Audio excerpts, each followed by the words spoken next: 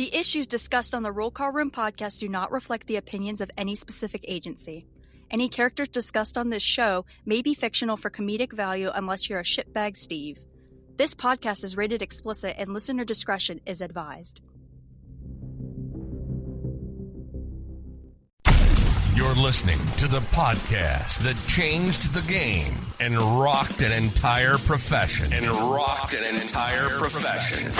Talking about shit in law enforcement that keeps poor leaders up at night. When others run scared and hide behind fake policies, the Roll Call Room podcast tells it like it is. No bullshit.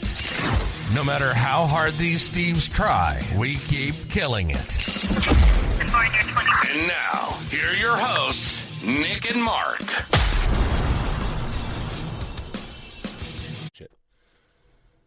Did the countdown just stop? We're just going? Yeah, and then she said that she's not 18, and I'm like, what are you talking about? Like, you know, she looked 18, right?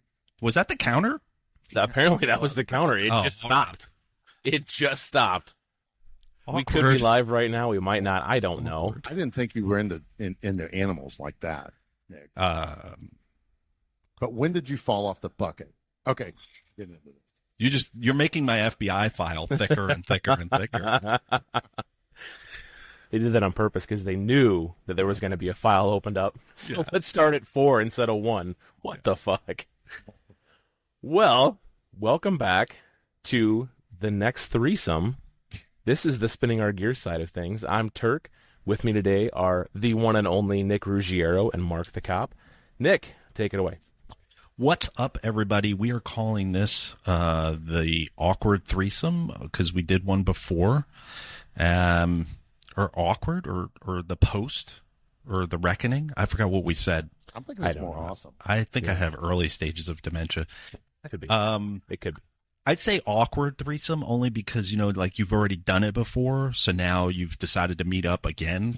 Yeah.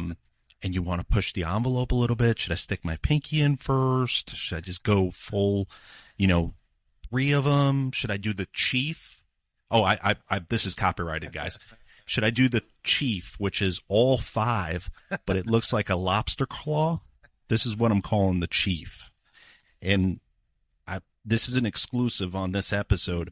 I have taken a casting of this and I've sent it overseas. And I'm actually having a dildo made called the Chief. Okay. That's like this. Be marketed at Roll Call. And if you can make it up to here, like at your wrist, you're making Sergeant, motherfucker. Now, is it going to say Roll Call Room down the side, or is it not going to be that Come long? on, man. I'm going to brand this thing all the way till the cows come home, man. Well, I want you guys to know that I forgot to the first time, but I got tested for this one, and everything is clean. So you can... Oh, I was worried because there was a sore that popped up right after the last triple episode we did. You got a lot of it. Yeah, I know it is. He left his phone one time, and I was looking through it, and I was like, he really has a lot of pictures of donkeys. You don't have the face protection on there? No. Yeah, I'm not that sophisticated here in Ohio. No. Yeah. Well, it is Ohio. Only thing worse is Indiana. Yeah. Hey, what's that? They have the furries, right? Yeah. What's the thing where they have the folks that dress up like horses? Have you guys seen that before? When I edit this video, I'm putting a picture. Yeah, I'm putting a picture right here of what it's gonna what they do. Okay. I saw it on YouTube the other day. It's really awkward, man. I don't want to look it up. I don't want to know. You should. It'll fuck your whole algorithm. Have you ever looked something up on YouTube and it fucks your whole algorithm up? Right. And you're like midget amputees, and then like for 5 weeks, that's all you're getting. You've got to go dark mode. Is that what it is? Yes. When you go to the dark mode, that it covers all that. You know what I'm scared of? Because like my whole family uses the same YouTube account. Yeah, and it's happened. Like it happens. Like, Dad, you freak.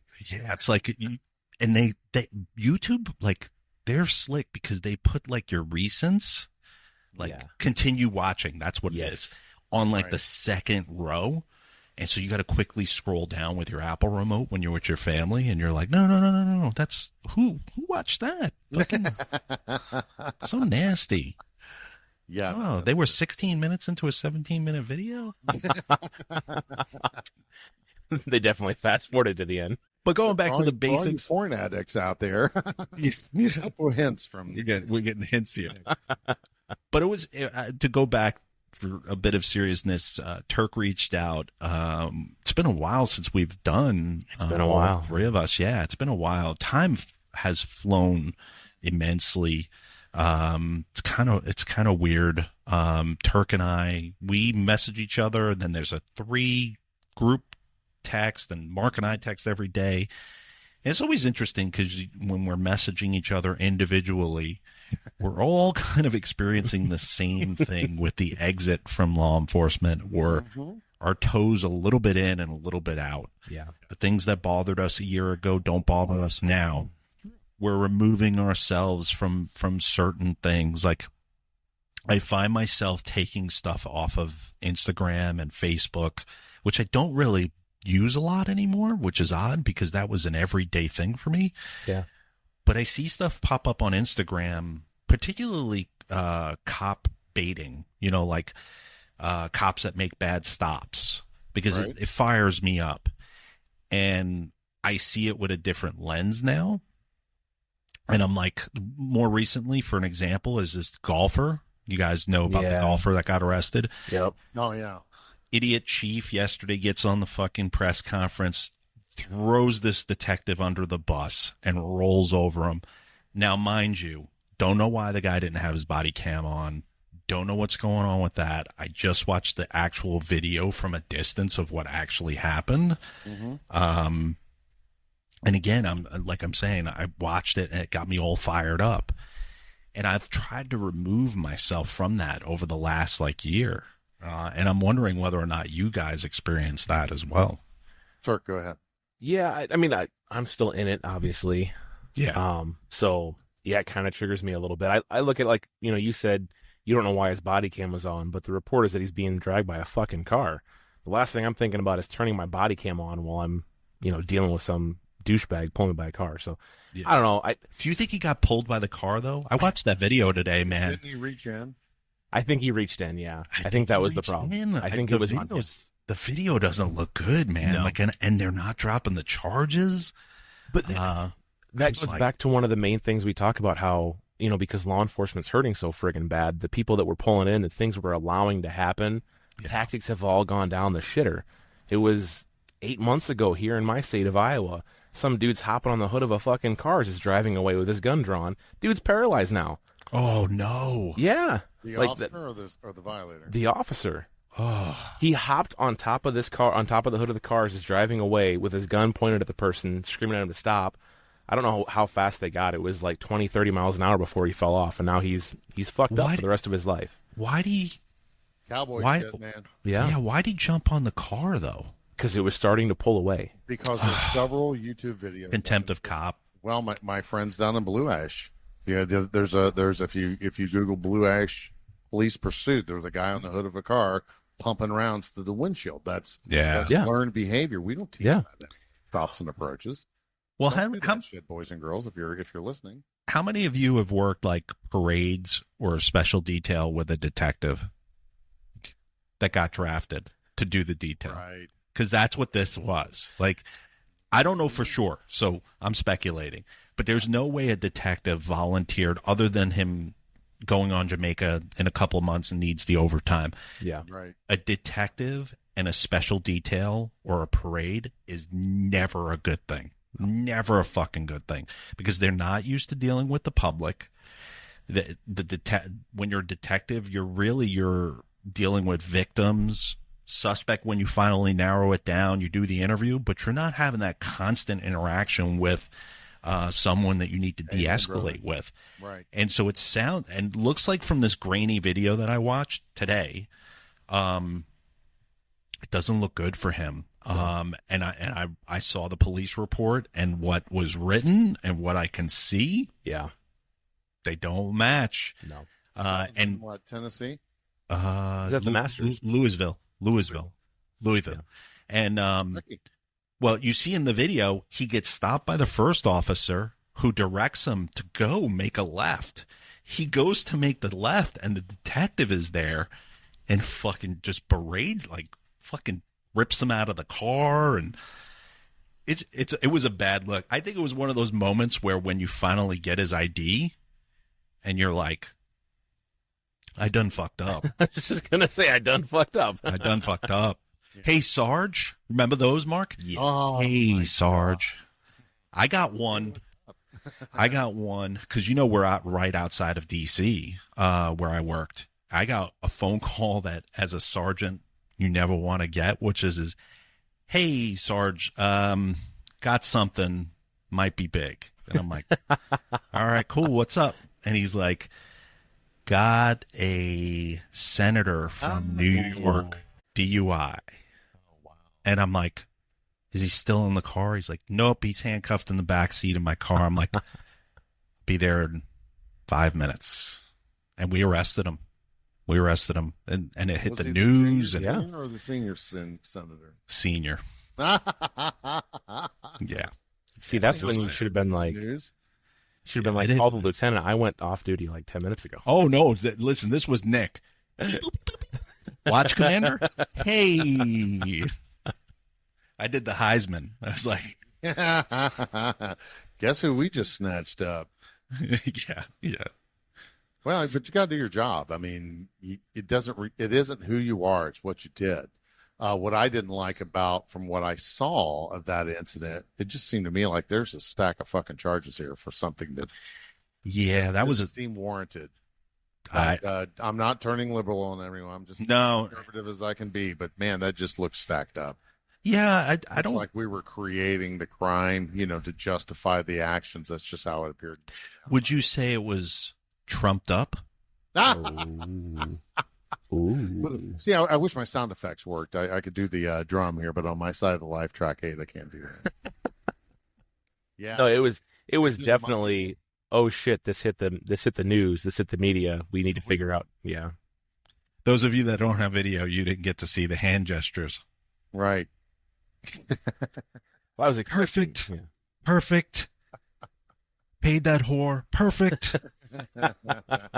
What do we think, man? That closing arguments the next week, man. That's gonna be interesting. I don't get political, but oh boy, I do anymore. But nah, he's gonna get convicted.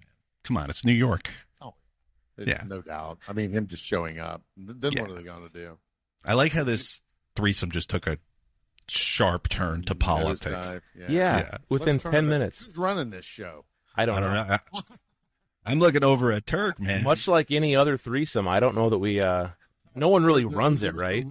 You're just grabbing whatever comes in front of your face, and yeah. I mean, from my last one, we like tagged in.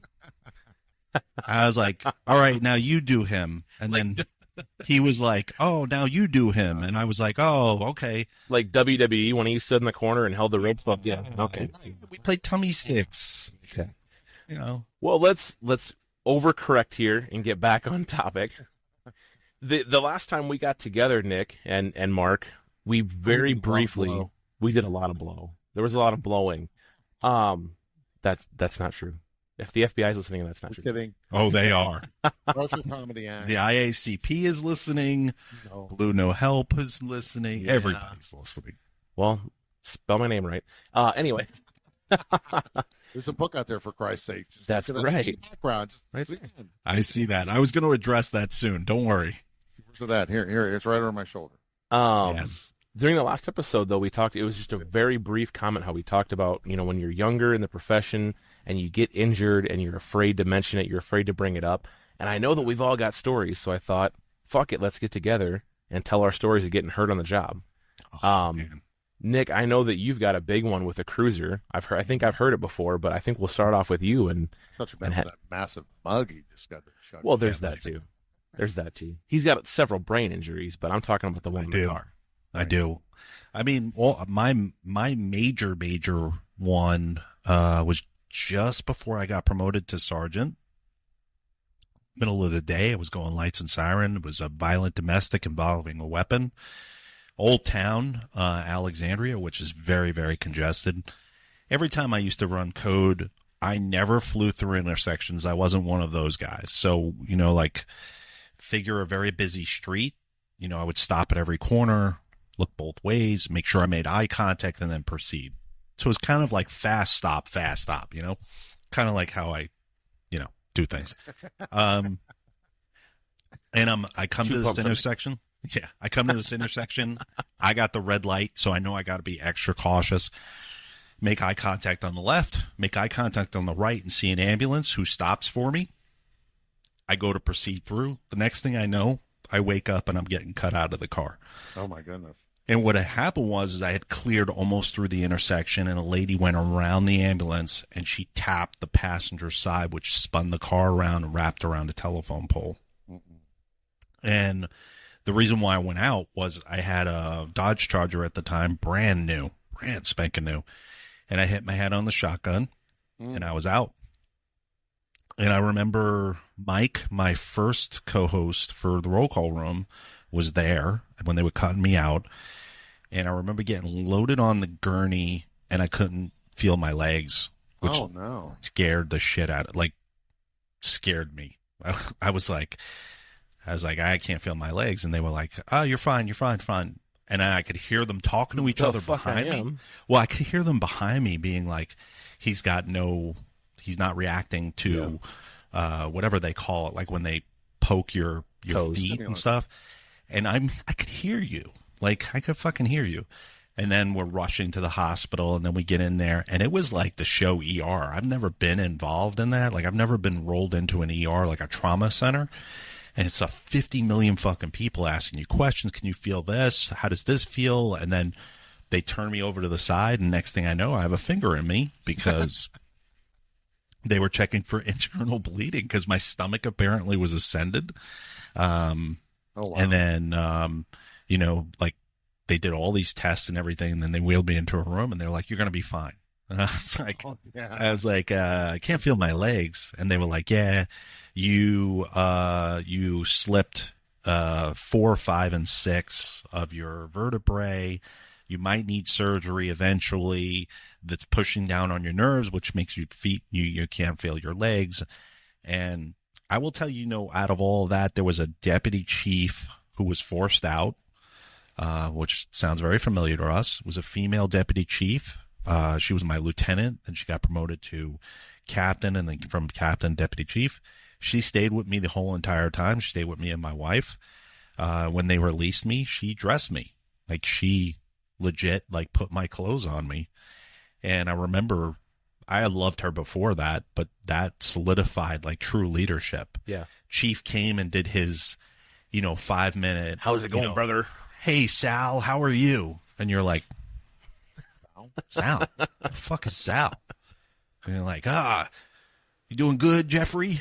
And you're like, you just said Sal 5 seconds. Like, do you need a name tag or something? It's just no fucking connection whatsoever, But that was my big one. I mean, there were other major ones. I've retired, we talked about it on the Roll Call Room. I've retired a lot of cruisers. Yeah. So that was my major one. Aside from zipping up my pee-pee one time on duty.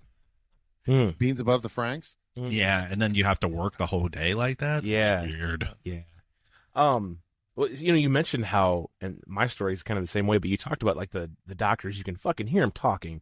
Yeah. For all of the accolades that doctors and nurses get, and don't get me wrong, I love you guys, but for all the accolades they get, they are the worst human service people I think I know, especially when it comes to communication. They don't tell you shit while you're sitting there panicking. Yeah. No, they don't. They didn't communicate at all. They weren't like, Nick, you're going to be all right. Don't worry. They were They were strictly business. Yes. They were I could hear them talking his stomach is ascended. We're not getting there was some medical jargon that I had heard before by bringing victims in from car accidents, and it was making me even more nervous because I could hear them. Yeah. And you can't see. They got this collar on you. You're looking straight up. All you see is this bright white light, and occasionally a face peeks over. A couple of them had bad breath, so it was and then it was ooh, feels good. Step off, please. Yeah, and then it was like, ooh, that feels good. 2 more, please. Why am I a wreck down here? Yeah, I was like, whoa. Now they rip everything off too, man. Right. That was embarrassing too. Like they cut all your shit off. Like all your shit off. Like there's they take your clothes off, not cut your shit off. No, a little bit of both. If you ask them to, they'll do whatever you want. Yeah, I was like, I need a sponge bath. Now, you talked about how that was right before your promotion, and I think previously you've told us that you came back too soon, right? I did. So I'm not a big medication person. I didn't really, and that was kind of why mental health really wasn't a focus of mine, because I was one of those folks that refused to take medication. I wrote that in the first book. I was probably the most anti-medication, but they gave me Oxy, and it was my first time ever having that. And I loved it. I thought it was the greatest thing in the world. And I had taken about a week off, and then National Night Out was coming up, and I was trying to get promoted. And I was in the community policing unit. National Night Out for community policing is the Christmas. Yeah. It is. You and I are going to talk after this episode about that, but continue. Yeah. I mean, I would go all out, man. I would plan the craziest stuff in the neighborhood that I had, and it was very well liked. Politicians would come from the city and come to that neighborhood because historically, we tried to top it every year. Yeah. And I remember the day before National Night Out, I went to urgent care because my doctor wouldn't sign off on me returning. I went to urgent care and paid $50 and got the doctor to fill out the what is that called? The release. The release, yeah. But they used to call it a release. Fit for duty. Fit for duty. That's it. I brought the fit for duty paperwork, and he was like, "You feel fine?" And I sucked in my pain, and I was like, "I'm good. I'm good." But I cut the Oxy off the night before, which, if you know anything about that like Oxy in general. So my partner at the time, we were getting ready for National Night Out. We had bicycled from the police headquarters all the way to the neighborhood, and I made it probably 3/4 of the way, and I had to stop and pulled over. And he was like, "What's going on?" And I go, I don't feel good." I was like, I think you might have to call an ambulance. And he was like, "Are you for real?" I go, "Just give me a second." And I'm throwing up. Like I had Gatorade. It was all coming up, all my food. I was shaking. I was sweating. And it was withdrawal. And it was just, and I put that aside. I got back on the bike and I continued, and I went through National Night Out. And then I actually asked for him to bike back to headquarters himself and go get a cruiser and bring it back to pick me up, because there was no way I was going to make it. And then I tried to ask for the next day off, and my sergeant hammered me, was like, "You were off for a whole week. Now you're going to take more time off." And I was like, "Major Christ, you're off for a whole week. Did you better yet?" Yeah, but they got you by the balls, because if you say, "Hey, listen, I'm still having effects from the car accident," they're going to put you out. Not only are they going to put you out, but now they're not going to let you go see your doctor. Now they're going to put you through workers' comp, make you go through the city's doctor, which is almost impossible to get cleared to come back to work. And everyone knows workman's comp. If you're not retired yet, they will retire you out. Fucking terrible. And you're going to have a note on your file that says you might be trying to fuck the system. He came back, now he's going off again. Keep an eye on this one. Do you think that, was your reasoning for coming back too soon because you were vested in National Night Out, or was it because you were afraid of what they were going to say, what they were going to do to you, what they were going to take from you? Which one? I think both. Yeah. I think both. More when I say I was 150% into the job and into the community that I served, and it kind of sounds corny, but I really love the community that I served, the community that I was responsible for as a community police officer. I knew everybody in that community. They knew me. I knew birthdays. I knew everything about everybody in that neighborhood. And I had fun going to work every day. It was the best job in the world. And I didn't want to let those people down. Like I had committed. I'd be there to set up the bounce house. I would be there to set up the barbecue. I would be there to set up this. And I felt like if I didn't do that, the representation was that it wasn't me that let them down. It was the Alexandria City Police Department. And I had their best interest in mind. Like, you know, I didn't want to let them down, and I also didn't want to make my department look like shit. Yeah. And that's double-edged sword, because when you fast forward to the end of my career, that love was not reciprocated at all. And it puts into question, because now my back is so fucked up now. Like, I'm 45 years old. I have the back of probably an 80-year-old. There are times where I'll pull my back out and I'm in bed for 3-4 days in tracks. Like, I can't move. You know, if I kneel down, like if I'm on the floor, like playing with my pets or something, if I get up wrong, I'm fucked. The only corrective way of fixing that now is surgery. And the surgery is like 50-50 at this point. Like, they can go in and they could go fix it, and they can make it worse. Mm-hmm. And that was a large part of my weight loss too, was because it got to the point where it was like, here's your options. You need to lose 30 to 40 pounds, or we're going to have surgery. Oh, and by the way, if we do surgery, there's a good possibility that we're going to make it worse. And I don't want to do surgery. I don't like medication. I don't want to be on pain meds or anything like that.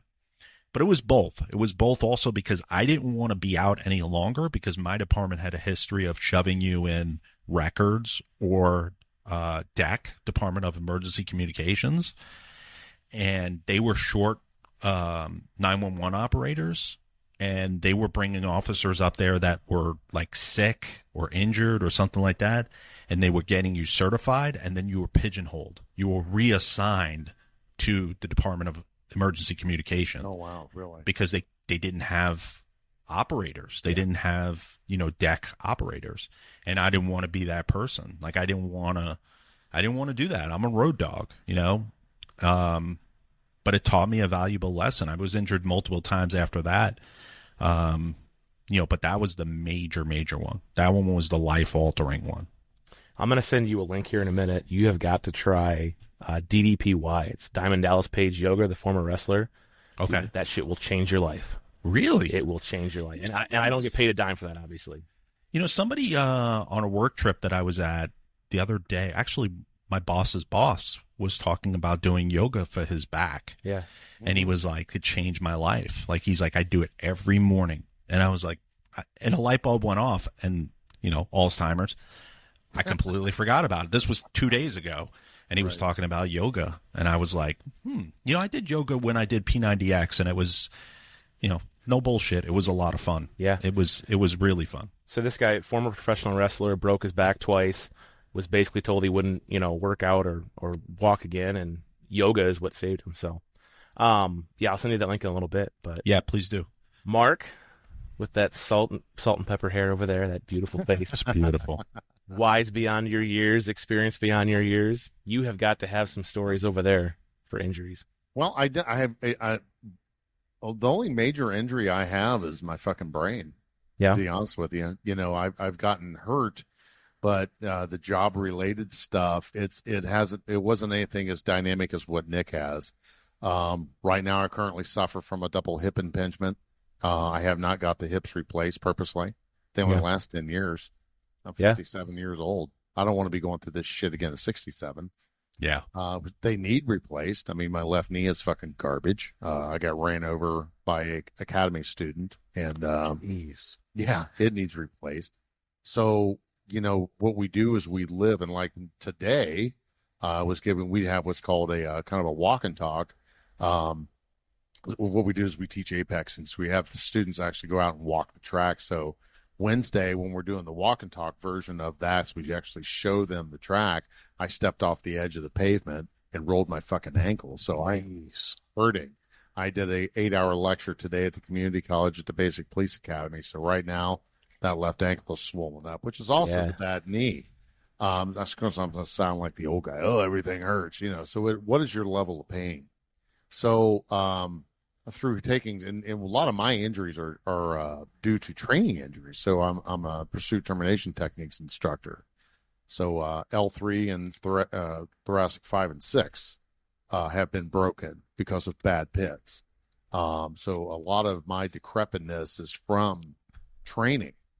But, you're used to living with a certain level of pain. And like the physical therapist said, Mark, you've been in pain so long, you don't know what it feels like to feel good. 100%. You have a high level of pain tolerance. So when I'm hurting, I'm fucking hurting. That's so true, Mark. Yeah. That is that we as a profession work in so much pain that we don't even realize we're in pain. Yeah. And that it's so funny that you say that, because when I left law enforcement, I broke my foot.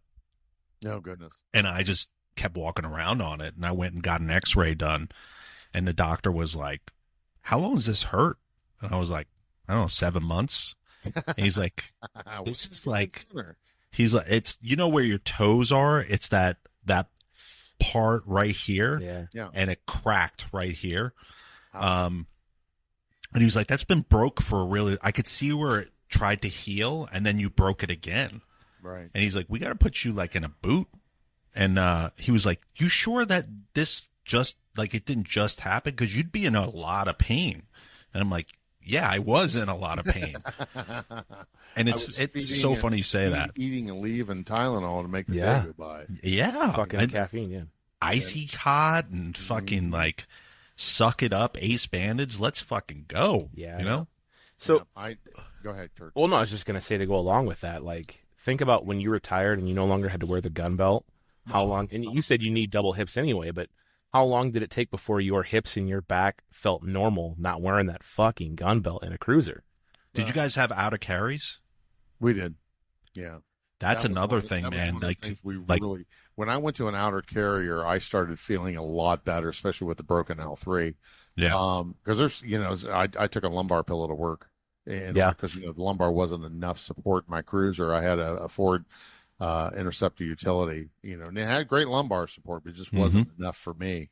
But, living and working in pain, it's like, why do we do that? I think this is the only profession in which people put themselves through that because of the love of the job. Yeah. And like I was sharing with my academy cadets today, I said, I was a cop for 30 years, 28 of it, the best absolute experience of my life. The last 2 years, absolutely the worst experience of my life. But yet I went in there every day and I still did my job with pride and integrity, and in pain. Yeah. So then, you have the mental anguish side of it. And since we're all about that mental health, how many of us have that brain injury? And it's just sad to me that if you take off time to recuperate yourself, and if you take off time with a gunshot wound, hey, you're a hero, you're back. Right. Yeah, how you feeling? But if you're taking off because you're ready to canoe your forehead, not so much when you come in. They all look at you and like, hey, man. Because they're all like, afraid, what are you going to say to them? Because you're weird now. It's like, no, you're not weird. I'm the same dude. I just wanted to canoe my forehead. Thanks. Well, and again, we're here for you until you create a burden on staffing. And then now we're not there for you anymore. That's right. So Absolutely.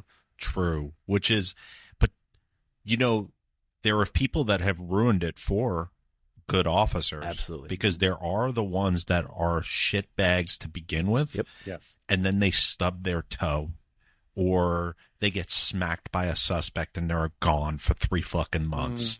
And you're like, I'm friends with you on Instagram. I could see you surfing. Yeah. Or whatever the fuck you're doing. Like, it's dumb shit like that. And I think the other thing is there's a couple of factors that make us come back sooner. The love of the job, the fear of the job, the fear of the repercussions of what's going to happen.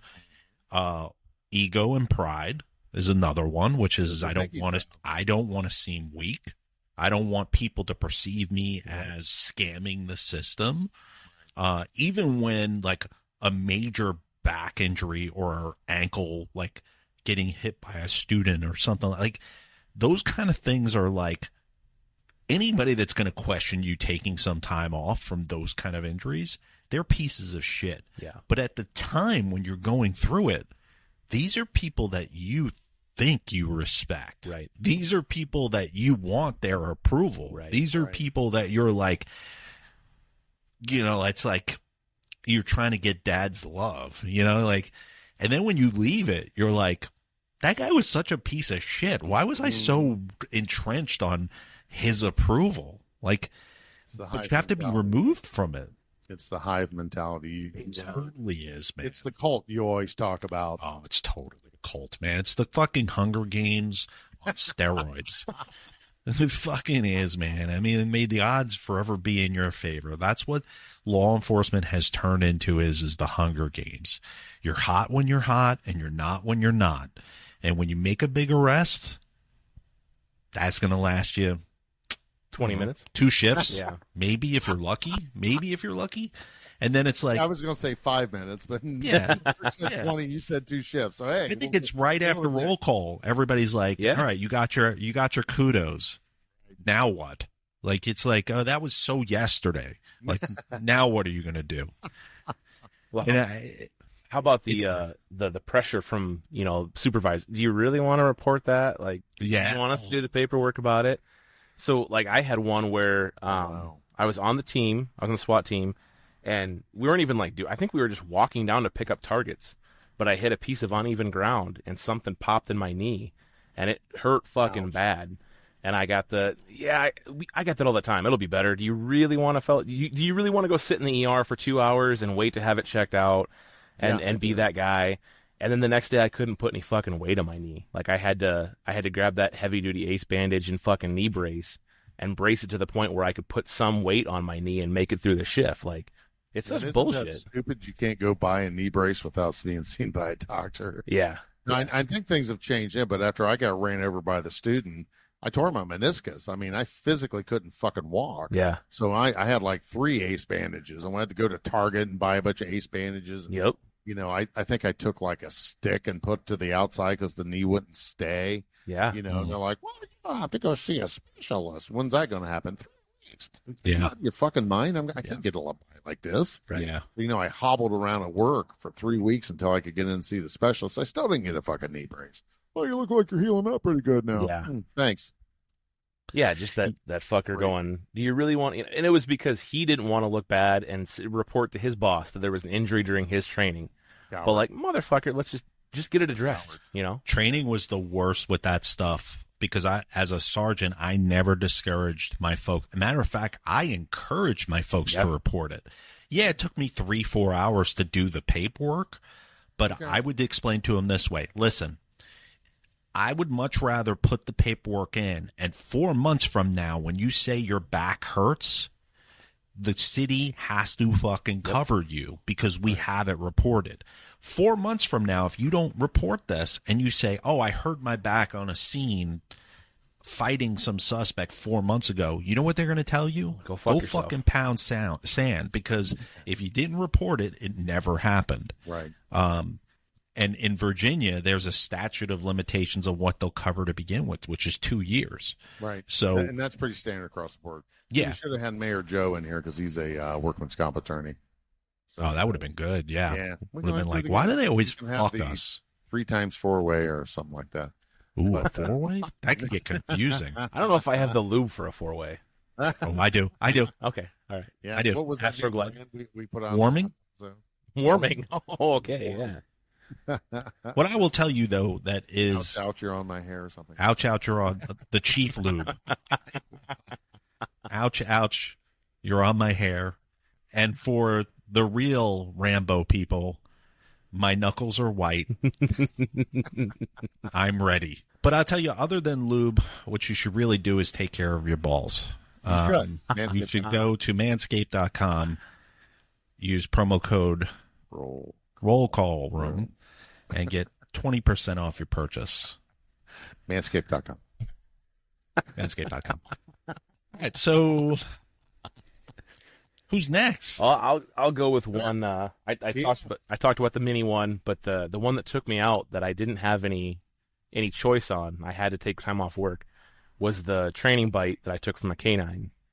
Oh yeah. So basically, I was put inside of a cage where the dog couldn't see me, and the whole idea was the dog was supposed to find me and alert, but wasn't supposed to get to me. And I'm just hanging out on my phone. First dog goes through, and luckily that dog didn't get through. That dog would have killed me. He was 80 pounds of man-eating, fucking destroy everything, right? Wow. God's grace, he did not get through. Second dog did get through, and I just heard, Turk, she's coming. And that dog, at about 30 miles an hour, hit the back of my leg and just started thrashing. And then I hear the handler go, "Where are you?" Come fucking find me. Come to the screaming. That's where I'm at. Like, I had to take the dog off strong with their collar and hold him there while the handler got there. And they, one of the other guys had a TAC med kit, and he looked at it and he goes, "Yeah, you're probably gonna need some stitches, but I don't think it's that bad." And so he wrapped me up. Well, come to find out, what happened was it had just swollen so bad that it didn't look that big. And he bandages me up. I get one of my canine partners to take me to the hospital. And the first thing the nurse says, it's a male nurse, and he goes, "What do we got here? What's this called?" He didn't know what the wrap was on my leg. He didn't know that it was an Israeli bandage. And I'm thinking, can I get a new nurse? Because I don't want somebody to touch me that doesn't know. But what happened from there was... have this at the community college. Yeah, exactly. Exactly. See this on Strayer University. The SDNA. But from there was about 2 hours of me on my stomach with different doctors coming in, poking and prodding me, doing the same thing they did to you, Nick, where it was like not telling me shit. And then, we're going to get another doctor. Can you feel this? Can you feel that?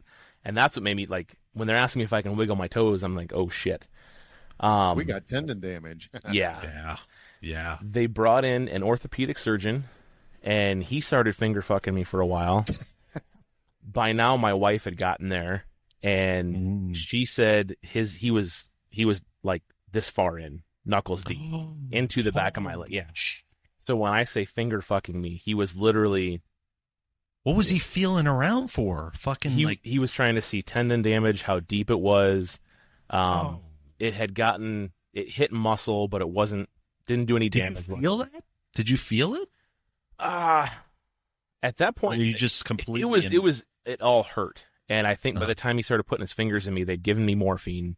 I'm so fucking cutting this up and using it as a drug. Ironically, the morphine made me feel weird, but it didn't really take a lot of the pain off, you know? It was just kind of weird. But yeah, I felt like when they gave it to me, I felt it hit from my head down to my toes, like that warm blanket feeling they tell you, but it didn't. Might have calmed me down a little bit, but everything still hurt pretty bad.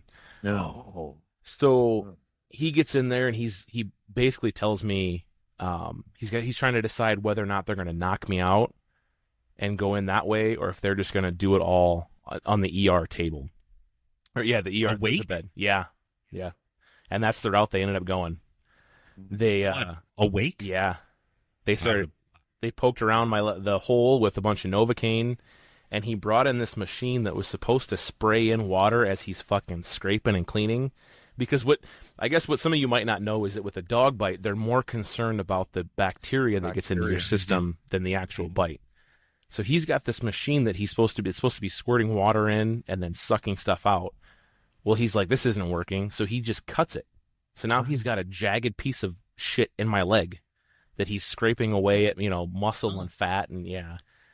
And my wife said she could literally see fat coming up through the tube and like, dude, where were you getting this done at Pep Boys?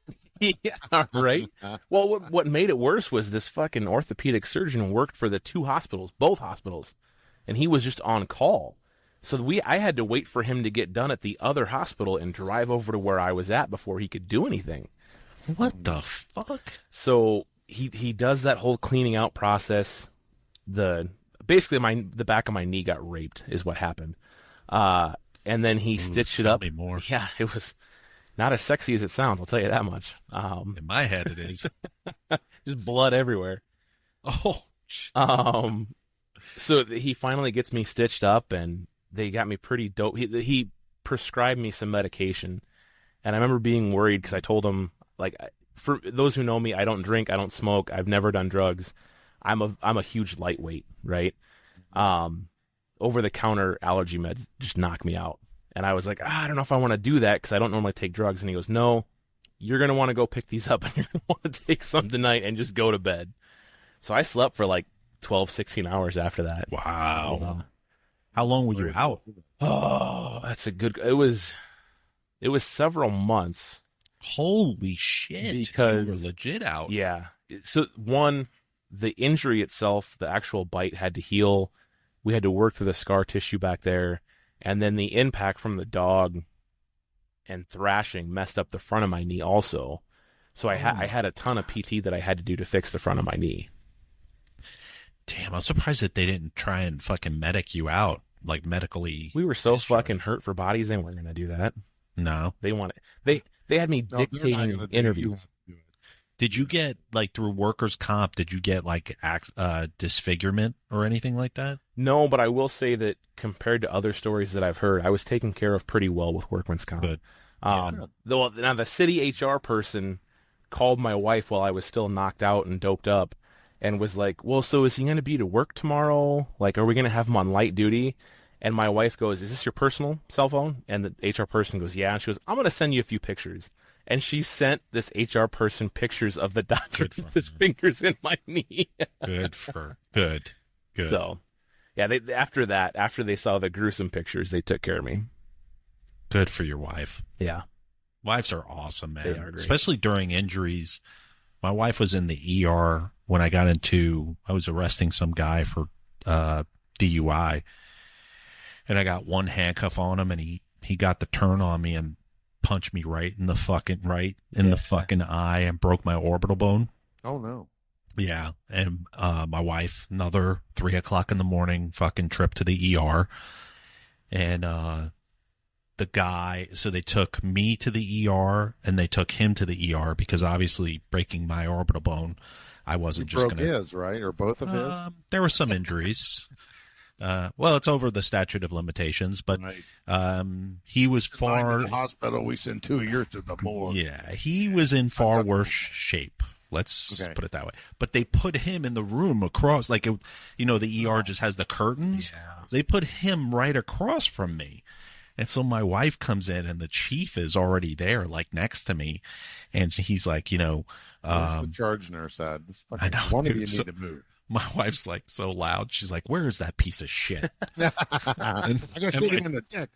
My chief is like, he's right across there. And she goes, why the fuck are you not making him move? And then she just fucking laced into him. As she should. Some dumbass was like, well, that's the next room. Yeah. It was awesome, man. See, my wife was pissed off for an opposite reason because I'd called initially and I was like, hey, I got to go to the doctor to get some stitches. I'm going to be late. And that's all I said because at the time we thought that's all it was. Yeah. And then the next thing I know, I'm in the ER and they're talking about knocking me out. So I call her again and I go, hey, can you have someone watch the kids and come over here? Now she's freaking out thinking something, yeah. She was not very happy. Well, I think they're mostly concerned and scared. Yeah. What do we do as officers? We minimize our own injuries because we are always the last person we serve. Yeah. Correct? You take a bite in training. You're like, well, I'm going to take it for the team. But, we're always last to put our own self and welfare. Mm-hmm. Right. They're not stupid either, man. They're not stupid. Like, they know if you're in the ER, it's not just like a Band-Aid and you're on your way or else you wouldn't be there. Right. And yeah, we minimize it. I think they get angry because they see what we don't see. Like what we talked about at the beginning of this, which is that, we're doing it for all of these reasons. Our wives are like, listen, what the fuck is wrong with you? Like, you need to majority take a of people break. who are not cops. Right. But you don't know it unless you're in it. It's kind of like the military, man. You don't know what it's like until you're in it. Like, when you get injured, people are just like, fucking lay down. And you're like, you don't know what it's like. Right. I make a joke that it's the Hunger Games, but it legit is. Yeah. Like you fucking take some time off. You may come back and your locker is not there. Yeah. Or your fucking cruiser that you absolutely love has now been reassigned because you've been gone for fucking 5 shifts. Mm-hmm. Right. And it's stupid shit like that. Yeah. And people don't realize that, like, in a smaller department, like getting a nice cruiser or a semi-decent cruiser that doesn't sound like a John Deere, when you're fucking going code, that's a big fucking deal when you come into work and you're like, your cruiser's missing or somebody signed it out and they're on a detail using your fucking cruiser and you're like, it sets your whole mood like completely different. Right. Yep. And people don't know unless you've been in it, man. Like, I make the joke. I think Mark, you and I have talked about this. I had such a nice cruiser that when I left, because we weren't allowed to take our cruisers home, I would take the fucking fuse out for the ignition. That's a smart move. Mm-hmm. I would take the fuse out of the ignition and put it in my wallet. Right. And then so when you would go to start the car, it just would click. And then that's how I knew no one was going to take my fucking cruiser. And that's how it had to be, because you would come back. These motherfucker cops are the biggest pigs. You know, they eat fucking, they eat fucking like, you know, chili salsa or fucking 7-Eleven big bites and fucking all over the fucking chili all over the fucking console. Fucking banana peel under the seat. Yeah, just they're fucking nasty fucking pigs. Yeah. Or they get a suspect that they arrest that fucking pisses back there or fucking like spits. Oh, dude, I would put rubber, like before I would go, like I would drive to work, get my cruiser, drive it down to the main area, put rubber gloves on in my plain clothes, and spend 45 minutes to an hour just cleaning and sterilizing my car for my shift. Yep. Because people are pigs. Yeah. Like you see the steering wheel is covered in fucking mayonnaise or some shit like it's just nasty. That wasn't mayonnaise. Yeah. Yeah. And for that, I never use gloves. I did this. I can't unsee that now. Why did you make eye contact with me when you did that? I'll always do. Because he wanted you to finish first. That's right. I am considerate. I'm like 3, 2, 1, go. Crawling. Unless it's Riverside, then it's 5-4 go. Hey. Thanks, Spotify. Yeah. Sorry, what were you going to say, Mark? Well, I wanted to change gears here a little bit. Has anyone seen Heroes Behind the Badge number 2, Sacrifice and Courage, I think it's called? No. In that series, the first one, Heroes Behind the Badge 1, is a very good story. It was done by Modern City Entertainment. Bill Erfurth, hello if you're listening, did a really good job. And I always bring those 2 videos out. They were on Netflix. But Heroes Behind the Badge 1, Heroes Behind the Badge 2. In 2, there's a great guy. I'm proud to call him my friend. His name's Jimmy Kuzak from Pennsylvania. And they went to a domestic one night, and he stepped up on a porch and was shot through the door. Oof. And in the video, he talks about, how did I know those were the last 3 steps I was ever going to take as a man? And it paralyzed him, but it didn't ruin him. Okay. He's now a competition shooter. He's on Team Glock. And he travels around the United States shooting. We recently ran across him down in, I think it's Plant City. My son-in-law is also a competition shooter. There's a big shoot down there, and he was there. Great guy. So we're talking about injuries, you know. So we like to compare a lot of line of duty death stuff, and absolutely that's going to get the honors. But what about the guys that are permanently disfigured or permanently retired? Yeah. You know, and so it's kind of where I thought we were going to go with this episode, was not only our own injuries that we live with and deal with, but what about the others that are permanently injured? Yep. And how to move forward with theirs. So maybe a second part of this, maybe we can get Jimmy on the line, because I've already told him or asked him to be on one of our shows. And yeah. He's enthusiastically agreed. So I'd like to take this up and have him on, and maybe some others that are out there that are listening. So get a hold of us. You can reach me at Mark with a C at rollcallroom.com or Nick at rollcallroom.com. Turk, what do you got there for us? We are spinningourgears.com. Click the contact us link. I can't remember exactly what the website or what the email is called. So hit us there. Perfect. Yeah. Right. Big PP in ASS no at spinningourgears.com. I got it right here. I'm reading it off the friggin' website. Little PP. That's right. Sorry. My contacts, they're new. But anyway, I think it would be good for officers out there that are listening, especially to all 3 shows. You know, this is stuff that can happen to you. And like in my lecture today, I did the driving lecture, which is an AR lecture. I always started off with a PowerPoint presentation of crash cruisers. these are all officers that went to work that day thinking, hey, I'm just going to go do in my 8 or 12 and I'm going home. Next thing I know, I'm lead-in story on the news that next morning. There's nothing more, I think, invokes more anxiety than, we always, whenever I had a major incident and I wasn't going to be home, my wife said, I have to wake up in the morning, turn the news on, see what my husband got into overnight, because, generally he's home by 6:20 and in bed by 6:30. Yeah. It's now 7:15 and he's not here and I haven't heard from him. Yeah. So she pops on the local news and, what's happening here in Tip City. Did you ever think about that when you were doing the job, though? Did you ever think about your spouse doing that? No, I didn't. Me neither. She told me about it. She said, that scares the hell out of me. And going to Washington, D.C., you've been to Police Week. I've been to Police Week. And she told me if you ever died in the line, I couldn't come down to the district because it would just bring those memories back of us having fun here and doing the stuff, the cop stuff here in D.C. So she said it'd be very difficult for me to come back down and be a member of the club no one wants to be a member of, which is, Concerns of Police Survivors. Which is a great organization. I wanted to reach back and bring up, you talked about yoga. The Chip Terry Fund.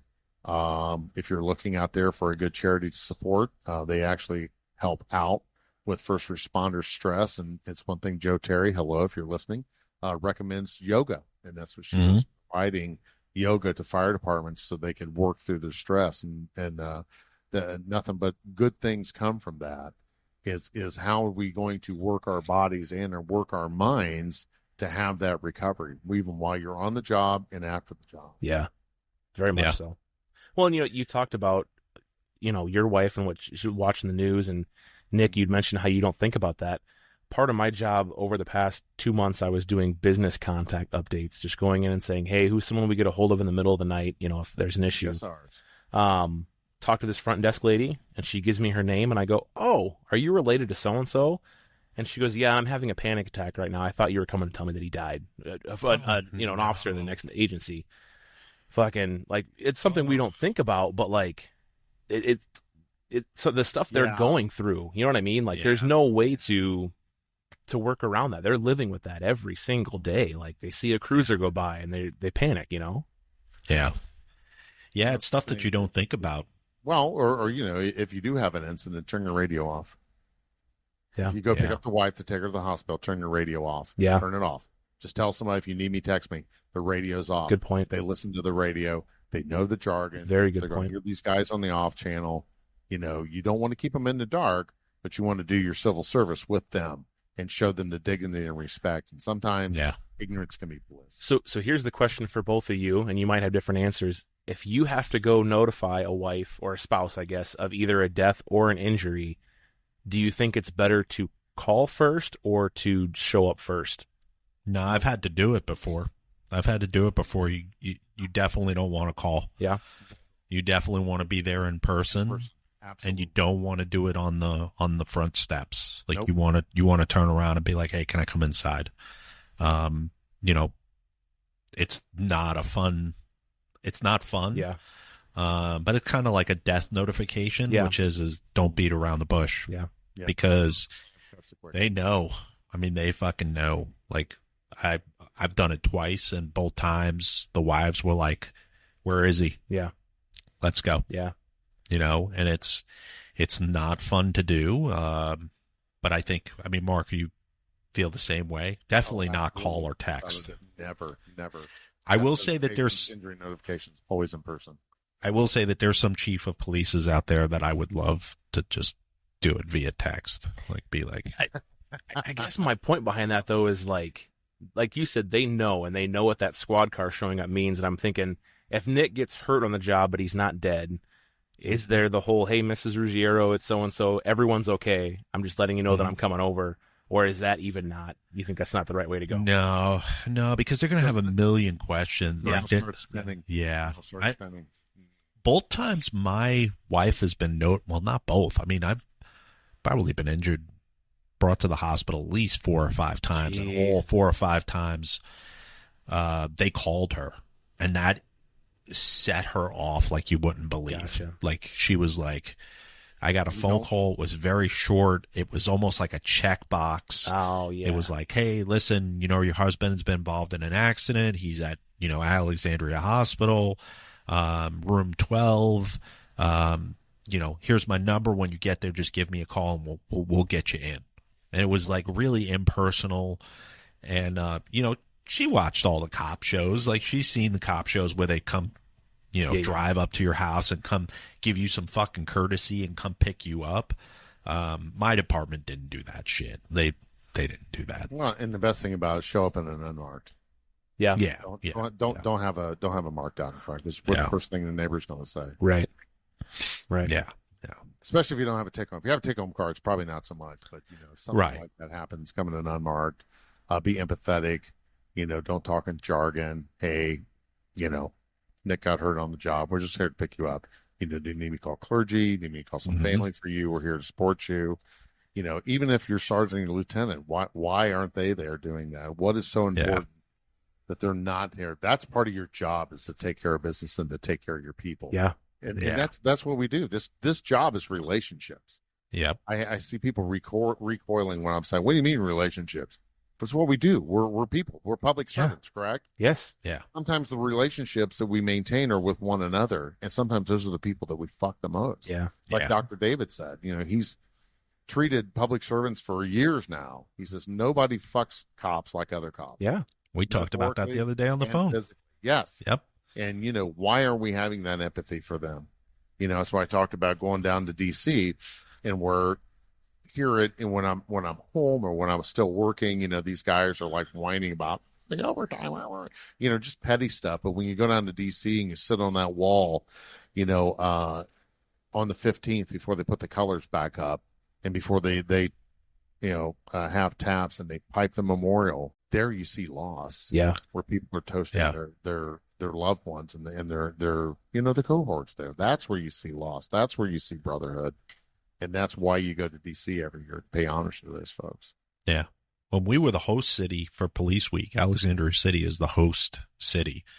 And so when I was in the Honor Guard, we would drive the families to and from wherever they wanted to go.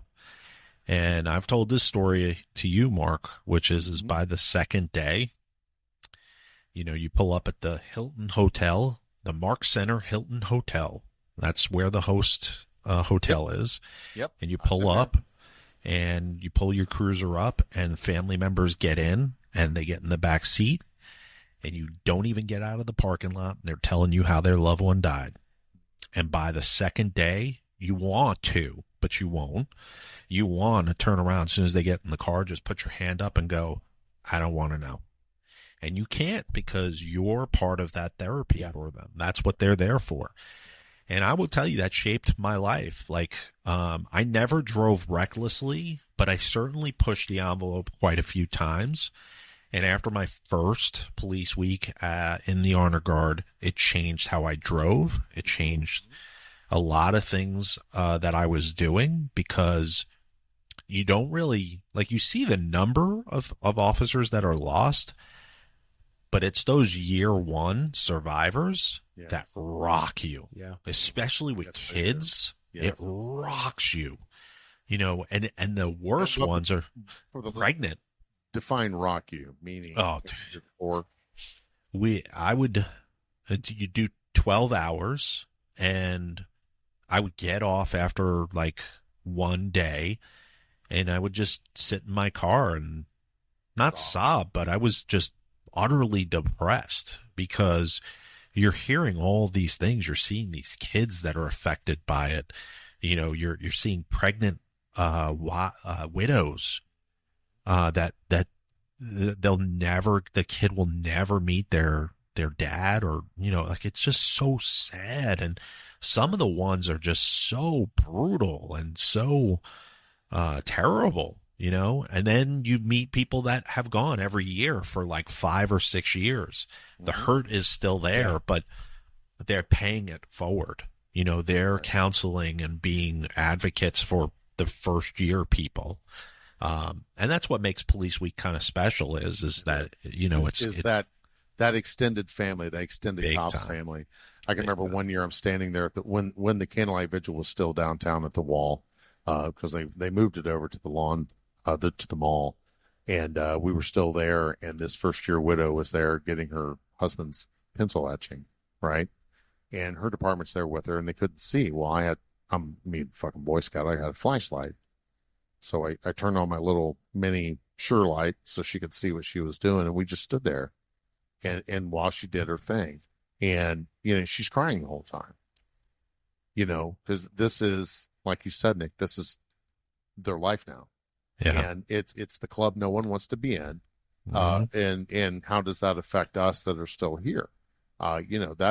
Is it trauma? Sure, I got a little bit of trauma from going down there, but I wouldn't have it any other way. Being an honor guard for 16 years, that it's very important that you go do the best that you can for those folks. And it's just like doing a death notification for your people in your city. You're the key player in their worst day. Yeah. Don't be a dick. Yeah.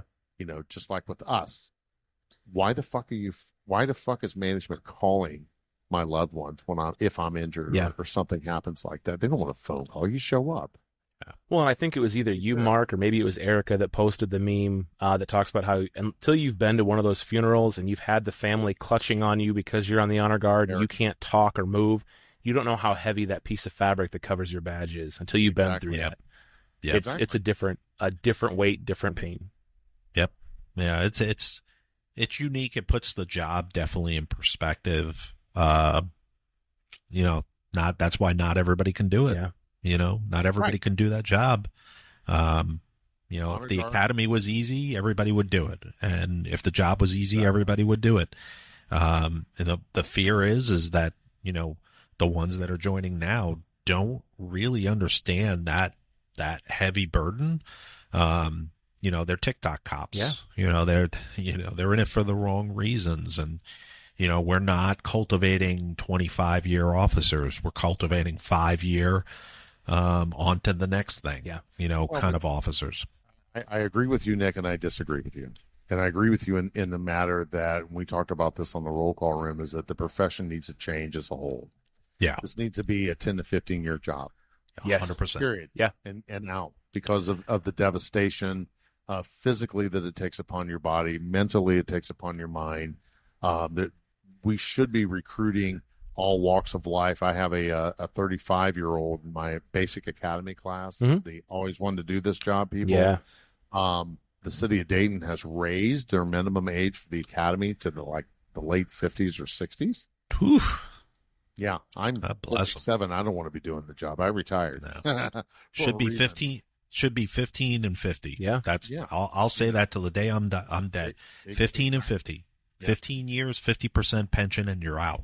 Yeah. And that'll at least entice somebody that, has a fucking master's in Russian literature that can't find a fucking job that could stick it out for 15 years and collect a pension for 50% of your pension for the rest of your life. But honestly, Nick, isn't being a police officer the best fucking job in the world? It is when everything is clicking and you don't have the bullshit administrators and politicians, political admin. Yes. I will say that, because what's happened is that you have a lot of political folks that have infiltrated law enforcement and that have now used to be pro-police and pro-justice. That is not the case. The way to defund the police and the way to ratify or cut the head off at the snake is to infiltrate it as a politician. Art Acevedo is a perfect example of that. The guy is a fucking cancer. He's a fucking cancer. But he's like syphilis. He gets right, but he's like syphilis. He just spreads all over the fucking place. And these liberal fucking municipalities take him in. They suck him off. And he comes in and he fucking destroys morale. Yeah. He destroys the agencies, and then he's on to the next thing. And he leaves. I want to get my degree and be that chief that poorly made police does memes about, like they did with him. What we need? We need a political chief like the former God bless his soul, he's dead now, is the one in Maricopa County, Sheriff Joe. Oh yeah, remember him? Yeah, Joe Aprio. Joe Aprio. Joe's dead, man. He's dead. Yeah, Google it. He's dead. Trust me. Not that I don't believe it. I don't like the conviction you had. He's dead. Trust me. Trust me. I took care of it. I did the death notification. It should have been a big news story. Yeah, he's dead. I believe you. No, I want you to check it because I want to hear. I want to hear the magic words that I don't get to hear at home. I don't get to hear at home, which is so big. Nick, you're so big, and not seeing an end date here, my man. There's an end date. He's 91 years old. 91 and dead. He's not going to make 92. Nope, that's it. I'm not seeing an end date. He's dead. And if he's not dead, email us at Nick, you're wrong, at rollcallroom.com. Manscaped.com. But we need a guy, maybe not so extreme like him, but there are other sheriffs, but you don't see it in police chiefs. You know, like even we were joking about it before with this golfer. Yeah. It was painful to watch that press conference with the female police chief. It was like, if there's anything that's a political appointment, she is a poster child for that. She could not do a genuine statement other than reading it from her fucking iPad. And it's stuff like that makes the community disconnect from law enforcement, because I don't want to get news from the Tin Man or the Tin Woman. I want to hear you speak the truth. I want you to be honest. I want you to be a real person. And it's very crystal clear that statement that she gave was very, was vetted through the mayor. The city attorney, yeah. And the mayor comes on after her and is like, I am so happy about the speed in which you investigated this incident. Yeah. Why do you think she did that with the speed? Because you probably had your foot up her ass and were like, you arrested the #1 fucking seed golfer. Yes.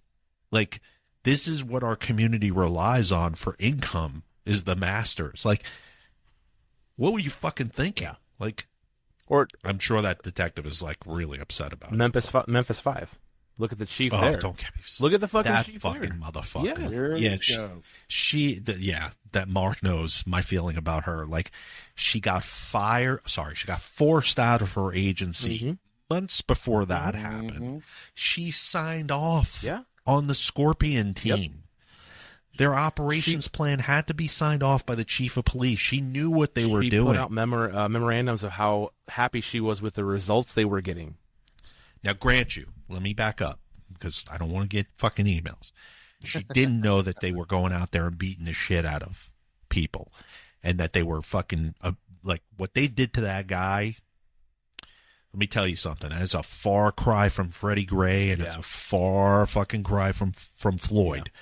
That is very cut and dry. There is no reason for that. Yeah, but it's because wasn't that a personal vendetta? Wasn't that guy seeing one of the members? That's the rumor. Was that? I don't think that was confirmed. But that was a rumor. The same thing with Floyd, which was. I mean, it fits because they never tried to actually put him into custody. They just beat his ass. Well, they were pissed off because they sprayed him, and when they sprayed him, they oversprayed, and 3 other of their boys got sprayed, and they took it out on this kid. It was a total lack of training from the beginning. They couldn't do a felony stop. If you learn how to do a felony stop, that probably is done with. But they couldn't do a simple felony. They didn't want to handcuff him. No. They didn't want to handcuff him because even that didn't matter, because once they handcuffed him, they still beat the shit out of him, you know? And the same thing happened with Floyd. There was rumors that Chavette had a personal vendetta against Floyd because they worked together at a club or something, and which we still need to do an episode on that documentary if I could ever finish it. I just can't get I'm 30 minutes from finishing it. It was very injurious to me, put it that way. I got very emotional watching those officers. And that's going to have to be a 2-3 part episode for us if we do that. It is, and I might be the odd man out from the two of you, because Mark and I have talked about it off the air, which is that I don't fully agree with the documentary. I think there are parts of it. It's just like listen, let's talk about the Trump trial for a second. You could go to 4 different media outlets. You're going to get 4 different reports on the trial. And it's interesting because I do that. Like with the Trump trial, I go to Fox.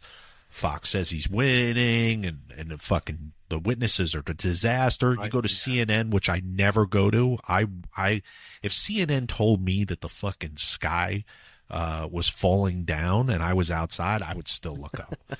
So like I go to Sky News. I'll go to I don't know. I don't trust many of them. But you'll go to 4 of them. They're all 4 different ones. And the same thing with this documentary. Yeah. You could clearly see that the young lady that did this documentary, which was phenomenally done, is very, very driven towards the justification of what happened. Right. And what it doesn't do is, as far as what justification, the reason why George Floyd died? Or no, it's more of like defending the Minneapolis police department and the actions in which they've taken in the past, and vacating that precinct. That was the part probably shortly after that. That was all political. She said they came in a van, cleared out everything. They didn't really give it up. They prepared to give it up. Right. Which was stupid. But you know as well is equally armed, those guys. Sorry. Yeah, but and we're going to do an episode or 2 episodes like Turk said on it. But you know as well as I do, we from a command structure, from an incident command structure is that you have to tactically look at what you're giving up versus what the manpower is going to take to defend that. And when you're looking at that as a whole, the right thing to do is to abate it, to leave it with the manpower that they had at the time. And the way that documentary spelled it out is that it was politically motivated to release it and let it go up in flames, and nobody gave a shit about it. And I understand to a certain extent they weren't notified in proper time. You never want to leave something like that with seconds before it, like the last car leaves the parking lot, and then the precinct is taken over and rampaged and then set afire. That's not the right way to do it. If you knew you were going to vacate it, you should have vacated it hours prior to that. Yeah, why are you doing it in the middle of the night? Right. The documentary, like there's instances like that where I looked at it and I'm like, you got to look at it from a tactical standpoint. Yeah, it wasn't done the right way, but there's certain reasons as to why they did what they did. There's faults on both sides. As far as Chevette is concerned, I think the trial, we've talked about it. I have my opinions about what he did. It's certainly the optics of it did not look good. The steps that he took while he was on the ground were not good. That didn't look good. But I'll always go back, and Mark, you and I have talked about it. Where were the white shirts? Where's the stripes? Yeah, where's the stripes? Where was the management after the whole thing? You and I were sergeants. I heard Chevette screaming on the radio. I'd been running down there. I'd have had no treads left on my fucking tire. And we've talked about it a million times. I've been at scenes like that where you're like, you, and you go back in service. Yep. Sit him up, get him a bottle of water, get medics here now. You are relieved. Go back to headquarters, wait for me in my office. That's what I would have done with Chevette. Sure. That's what I would have fucking done. And at least removed him. If you didn't turn around and admonish him and say, go back to headquarters, say to him, hey, Derek, we got it. We got it. This is what we just talked about with the golfer. He just got kicked and brought fucking back content to the cop from being in investigations. Yeah. And he was the most senior guy there. Everyone else had been there less than a year. So. But the one great thing about that documentary is it did a very good job painting a picture with a 360 view of all the body cams. Yes. Instead of this cut and paste bullshit that we got from the media, it was very interesting to see the 360 view. Right. I really wanted to put my hand through the TV with the fire woman that was on scene. Next Tuesday with that one. Yeah, man. Yeah. If I'd have been the sergeant on scene, I'd have tuned her up pretty good. Yeah. She was a disaster at the trial, and absolutely. I was pretty upset. On a side note, I watched First 48, loyal fan of the First 48. I was very upset to see one of my favorite detectives on there that was now a lieutenant testifying against Derek for use of force. Did you guys know about that? I did not. Star of First 48. He was a detective sergeant, did a lot of great work with detective cases. They called him as a subject matter expert for use of force, and he testified against them. Was really on bad. The job, or was he retired? No, he was a lieutenant at the time that the Chevette thing happened, or Floyd thing happened. So we definitely have to do that because we're going to go off the rails. Yeah. And originally we were talking about penis size and lubricant. I'll get brought up again for those episodes, but I do have the red light going on in the background. I'm getting notifications here, so we've popped up with our next topic. Obviously, we're going to get that going at some point. But before we do sign off, I do want to say, Nick, you'd mentioned it. I was listening to some of the OG episodes of Roll Call and then Shield Within, and I can't believe how far the three of us have come, personality-wise, emotionally-wise. I'm proud of you both. I'm proud to say that I know you both. So thank you very much for being a part of my life and being a part of this show. Well, tell us about your visitor last week there, Turk, before we get off the air. Oh, yeah. So I had a community event, and I talked about it on social media, how it's a small world. One of your co-hosts, the Captain Fabulous, he's got family who's going to school in my state. Holy shit. 25 minutes from where I work. And so that's awesome. We've tried to hook up a couple different times, and this finally worked out where I was working a community event, and he stopped on out and shot the shit for a little bit. I sent some stuff over to Mark there. He's got some merch. Yes, displaying Junior officer now. So, Kirk, we are hoping one day, and this is a little peek behind the curtains, we're hoping one day that Mark and I will actually meet in person. Yeah. Yes. We've never, folks that are listening, we've never, ever met in person yet, which is super fucking weird. All of us can. Yeah. Yes, that would be sweet. I think maybe but I'm not going to Idaho. Iowa. Iowa? Is that what it is? Iowa. Oh, that's even worse than Idaho. No, that's think fucking even worse. Maybe Police Week 2025. Yeah, that would be great. If I'm still living here, yes. There might be a relocation in my future. Okay. Might be relocation. Taiwan. Bangkok.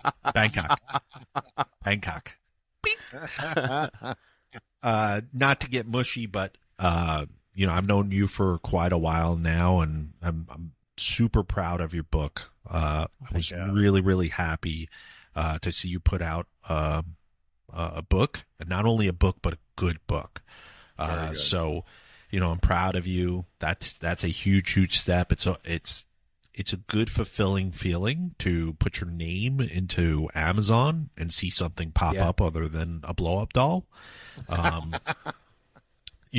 The hope and prayer is by Police Week of next year, the guy in the middle has his book done. And, we can all say, hey, you know what? We're all authors. We're all authors. Well, I do write a column every week. Does that count? That makes you a journalist. Makes you a journalist. You're not hanging out with me and Turk and Stephen King. That's right. So maybe next year, maybe we can get a booth at Tent City. Fuck yeah. Yes. That would be awesome. That would be awesome. But we're gonna have to do another one of these. But it's been an absolute pleasure. Absolutely. Yes. Can't thank you guys enough for coming on. I can't thank all of you listeners and viewers for tuning in. According to Spotify, there's about 4 of you left, but we know that's all. And you listen to all 3 of our shows, so thank you very much. No, I can't. Give me an email. I can't thank y'all enough. Please reach out to the Shield Within, the Roll Call Room, or spinningourgears.com, and stay safe. We'll get to this together.